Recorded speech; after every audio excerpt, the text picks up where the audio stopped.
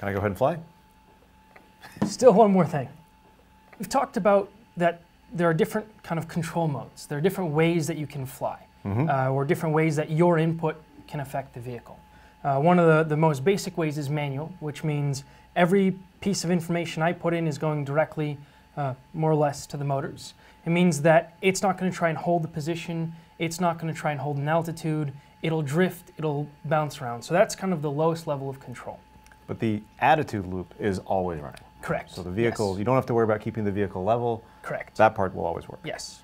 And then there are a couple other modes that I've configured the Aero to use that I recommend. One is called altitude control.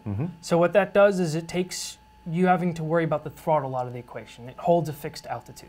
So while you're flying, you can then focus on just where is its horizontal position.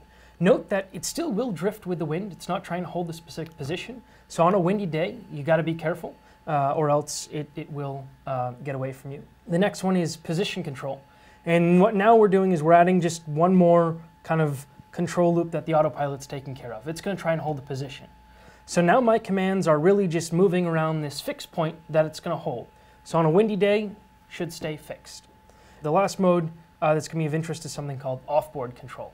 And that's you as a pilot releasing control to the computer, to our Backyard Flyer script. So it's always called off-board mode. I know that. It's kind of a misnomer because it's on-board control, isn't it?